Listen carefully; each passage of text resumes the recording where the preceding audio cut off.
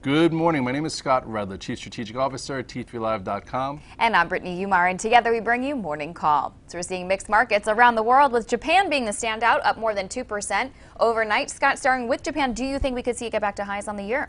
It looks like we can. We just held the top third of the range. I know the action there has been a little bit lethargic, but the speed always changes. If you look at the chart of the EWJ, I think everyone was complaining about how fast this move took place, from last March, April, all the way into the May highs. That was fast and furious before this outside day.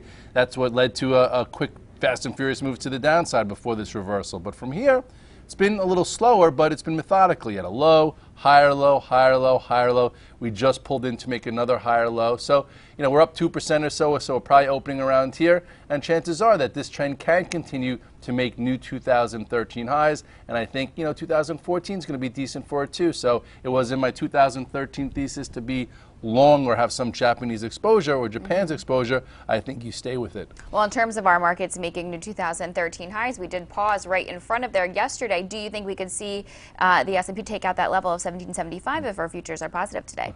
If we reverse today, I don't see any reason why we couldn't. Some people are saying, Fisher's comments that, QE can't last forever is why we're down only 3-4 handles. I think it's, par for the course. Last week was a volatile week where it looked like we were going to break down, and then on the positive jobs data, we engulfed it and then had an inside day yesterday. So a little bit more digestion above 1760, and it does look like we're going to take out 1775. So you look at the chart here, you will see, here's your SPX, here's the trend line. It did test it around here and then again around here, and then this was your last move. So let's just talk about the last move if you trade for alpha and P&L.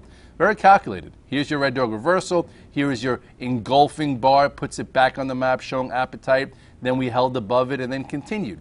So up here, we weren't sure, would we get some type of correction? And then we did have this day, Thursday, after seeing some, some divergences in the Russell and in the banks and in the high beta.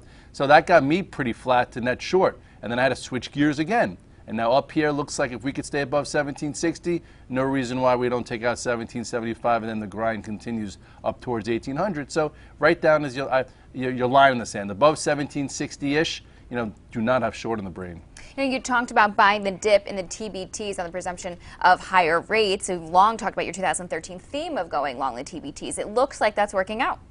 Yeah, well, again, depends on your time frame. If you just bought it in December and said, I'm going to hold it all year, you had nothing to worry about. If you tried to navigate the ranges, you had to be quick, which was about a few weeks ago. You look here at the TBTs. First of all, if you were in this and said, oh, I'm getting out of the TBTs when this trend broke right here, but you wanted more, you wanted exposure to it, for the end of the year or next year, you had to watch. You had to watch it come in and retest this prior breakout. If you remember, this area on the chart was very big. Okay, this was an area that had a hard time getting above. So, this is where it came back and basically retested. So if that was the case and you sold some strength, that's why we talk about not being too cute to not get back in. But anyway, you look here, it did turn the corner, right around that 73.5, which we spoke about once, and then you had the gap up, and now we're continuing. You look at the TLTs, I think the bond bears are really starting to growling, and rightly so. Rates can't be down here forever. This was your move back, so you have a lower double top here before failing again. And, in my humble opinion, I think these TLTs at some point next year could be 90 or 85.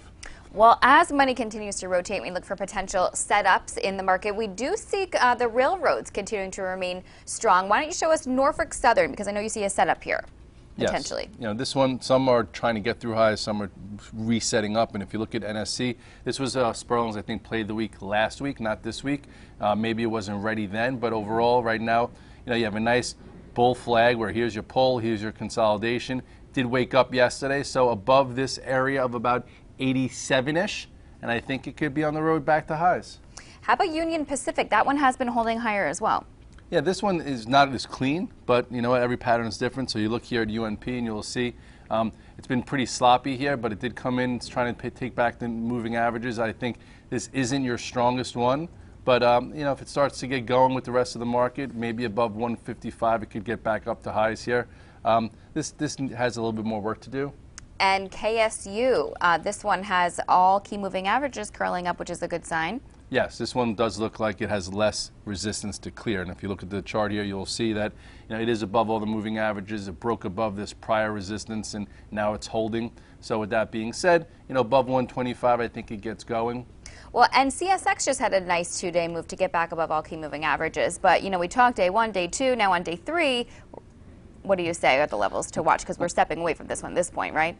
No, it's a small day 1, a small day 2. Actually, if we would have went with this one first, we would have showed that this is what the leader looks like almost. Because you look here at the chart, and you will see, from down here, came all the way up. It's been knocking on this door for a while, and this one is actually breaking out. So typically, you need some kind of leader to flex its muscles really strong, and right now, this is trying to do it. So with that being said, I know that I typically have a hard time buying day 3 or 4, but this is still pretty tight here. So if this were to get above 26.95, I still think you can have a stretch here. So I would say there's still a trade left here, and if this does go and you're not in it, then I would say the next clean cut setup is NSC, and then from there KSU. All right. Well, coming up, we're going to go in the trenches with social media stocks, but first a quick commercial break. We'll be right back. I'm Evan Lazarus, Chief Knowledge Officer for T3Live.com. You don't become a great trader by watching videos and taking courses. You become a great trader through live screen time. Accelerate that learning curve by tapping into the experience of seasoned professionals. Currently, we're offering 5-day free trials to each of our 4 mentoring rooms. In the mentoring rooms, we teach our strategies in the context of the live market. To sign up for a free trial, go to the T3 Live education page, fill out the form, and get started when the next trading session begins. We hope to see you in one of our mentoring rooms. I'm Evan Lazarus, Chief Knowledge Officer. We're back and going in the trenches with social media stocks, where it's pretty much a mixed bag, but we did have Twitter yesterday have an up day. So Scott, tell us the levels that you're watching here. Well, now that it's been trading for a few days, at least there are levels to trade against. The first day, it failed the art of the first day when it opened at 45, went to 50, and closed at 44.90. Then on Friday, you saw a little bit more downside. So yesterday, I'm like, you know what? It could dip into the 30s, but you never know where it's going to dip because we don't have the data. So all we have is 40.68. You look at the chart here of Twitter, and you will see that it did break below this pivot here of 40.69-ish, I'm sorry, went as low as 39.40, came back above and gave you a nice day trade. Okay, if you bought it here with a stop there, you either could have sold it on the close and said, wow, that was a nice little calculated trade, or held some, for a bit of follow through, which we don't know if we're going to get yet. So basically, if we get above yesterday's high of 43, I think the only other point of reference we have is 44, which is only $1, and then you have Friday's high here of 46.94. But ultimately, typically some type of wedge pattern tries to build in the first, I don't know, it could be 3 to 6 weeks, it could be 6 to 9 weeks, it could be 3 to 9 sessions. So we'll see what happens. All I know is yesterday was a decent trade, and I would just keep it light as this pattern needs to work out. And then on the flip side, within the group, Facebook has been weaker. It broke below the pivot of 46.50 yesterday, so it's now below the 50-day. If it continues to remain below the 50-day, should we be bracing for lower prices? Well, I think some people want it. Some technicians have been talking about, this head and shoulders top pattern like me, but I took mine off yesterday just because I'm a horrendous short, and 4 down days gets me a little nervous. So with that said, we've talked about being on both sides of this trade, and that's the way it is with stocks. Sometimes they're more bullish than bearish, and then vice versa. You look here at Facebook, and you will see, this is when this macro pattern built, this cup and handle pattern that ignited 2 quarters ago, and then it became a very pent-up trade to the upside because look at the size of this gap. And then, after doubling or so, it got a little wishy-washy. So let's take a look at where we are now. So this is where we are now. Here's that head and shoulders top, the left shoulder, the head, the right shoulder. This is when it reversed. Okay, then you had some downside follow through below 48.71, and so here you go. I think it's opening down a little bit. Here's your point of reference, 45.26. If you want to cover a little bit into there, or while it's red, that's fine. If it does go from red to green though, and gets back above 45.73. You might see a little bit of a retest of this, of these moving averages here before a lower. So I don't know. I covered. I'm going to wait. Perhaps there's opportunity today, but there's no reason to go into core trades, now unless you see some, something extreme here, because it does seem like this measured move of, you have 2 measured moves. I look at head and shoulders patterns. I look at from the head to the neckline, which this would be about, 6 points, and then sometimes it only goes from the right shoulder to the neckline. So, with that being said, this measured move takes you all the way down to almost 40, whereas this one takes you probably closer to to here. So anyway, we'll see what happens. Overall, it's been a little weaker and it's been a decent short trade, but don't overstay your welcome. All right, well, what about Yelp? Small inside day yesterday after a big move down from 71.87. What kind of opportunity potentially do you see here? Now, this has, it's very choppy lately because, you see weakness in Facebook. LinkedIn got hurt after its earnings, but again, this one hasn't had such a sizable move. So it has had a decent one, so people are trying to figure out what's next here, okay? And you look at this prior breakout, which it's, somewhat holding. And remember when it looked good? It looked really good right here, and then reverse. That just shows you how the quick feet have to be in play now because it happens quick. But anyway, with that being said, it has had a really nice move since the IPO, okay? And look at the size, and now it's just getting a little testy. Can it get down to here or even test this? Yeah, that's why you don't want to start too early. So you need to know what you're looking to do here. At this particular point, short term, if it gets above this little 2-day pivot, if the Bears want to stay in control, they don't let the Bulls reclaim this 65 to 66 area. And if you're looking for a tiny bounce, make sure that you're watching it closely because this is thin and not the easiest to deal with. Well, you mentioned LinkedIn, which has been stair-stepping lower since earnings. The stock has now lost the support of most of its key moving averages. So what do you think here? I mean, can we still get a piece of the action if we short it? At this point, I think it's like a little dangerous to short. It's been down for multiple days. A lot of the sort of somewhat fluff has been taken out. I've been an advocate of this since coming public, one of my 3 amigos, and I still think, over time it'll be okay. It's just in one of those corrective phases. You look here now, this is the chart that again, another company handle pattern that we talked about. New issue. This one was a little different than Facebook. It didn't have the memories and it went quicker, and you had a horizontal channel versus descending, and then look where it's come since then. So fast forward to how do you make money now, and this was earnings. This is when it broke below this upper support. Then you had this little bear flag, and now it looks like it's trying to do another bear flag as it stair steps lower. Let's put the 200-day in and see where that is. And I would say if it does get to the 200-day, and you sold into earnings or this and that, maybe there'll be an opportunity there. You don't always get such high quality names, after a big pullback, and that 200-day comes in all the way down here at 197. So I think that's a spot that is compelling. And again, action and speed changes. Just got to make sure you know when that happens, and that happened right around here. And Zynga continues to show weakness as well. Is this one worth a short to you? I don't think it's a short or a long. If it gets back above 385, we'll talk about it again. All right, there you have it. Let's jump into some quick hits here and talk Apple, which has been hanging around. What do you think it'll take to get this one going? I don't know what it's going to take. Maybe time, maybe another icon tweet, or maybe finally a buyback, or maybe, they came out yesterday and said they're going to have the bigger phones and curved and this and that for next year, and didn't do much. Right. So at this point, I'm just going to still watch the levels, and at this area, Apple has a lot to prove.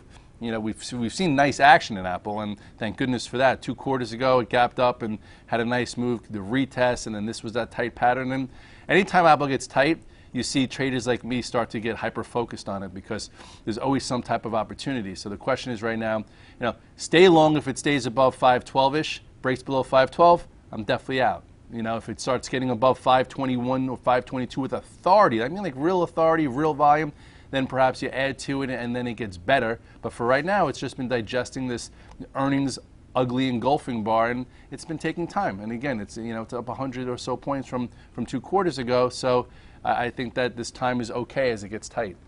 How about Netflix continuing to build a base above its 21-day? Do you think we'll likely see it get set back in motion soon? Well, let's just look at it real quick. Here we go. As long as it stays above 330, there could be a trade here above 344, as there's still a big short interest there. All right, and SanDisk just had a nice 2-day move. How does this factor into your day 1, day 2, day 3 plans? This looks like it's setting up again. I haven't traded it in a while, but some people talk about it, so I figured I would list it. You look at the chart here, big breakout, coming here, and then it just pulled in. So I still think it needs time. It looks okay though. If you're in it for a while and you're still in it, that's okay. But I don't expect it to make new highs so quickly. So I think it still needs a little bit of time. JCPenney just had a nice 2-day reversal. Is this getting interesting to you? Now, this one, actually, I think 2 weeks ago was like my star performer, which is pretty sad that JCPenney's is where I made my money that week. But we're traders. We love them and leave them sometimes. And I haven't come back into bed with JCPenney's, but I'm thinking about it. You look here, and this was the first little wake-up call. This was another one. Slowly working its way higher. I'm not sure what it's doing this morning, but I think there still has some room here. You know, if it has another inside day, maybe next time it tries to get above this 875, we could buy it for a move back to 971. But this is a lower level trade, kind of like what I'm looking at in Target. Target I'm actually in, you know, much more high quality name. You don't always get an opportunity to buy a high quality name on the dip. So if you sold it on this false breakout here or there, yeah, I think it's worthy of a look here. I know it's been very choppy in here, but at some point it gets above 66, and then we see a test of the 67 area. And I think longer term, you put some away here, and it's a quick hit above 66, I'll be adding. All right, so what will you be focusing on as you begin the trading session today? You know, futures are down a little bit. I want to see if we go positive, and if we go positive, do the banks remain strong? I want to just check out the opportunities, see where some strength goes in high beta land as they've been mixed. Also, I'll check, you know, social networking to see what's going on with Facebook, if Twitter has continuation, and just a lot of the same. Trying to take trades, trying to have another month add up as we're getting close to the end of the year. I think, you know, some traders don't really want to be overly long, but they have to be if you know, we stay on the move. You know, fund managers who are still underneath the gun that haven't performed. You know, everyone has to. The higher we stay, the more involved everyone has to be. But as a trader, you have to be involved anyway, because most of us get paid monthly by our P&L, not by our, you know, year-long performance. That money probably already went to pay some of the bills. All right, and with that said, happy trading, everyone. Have a great day.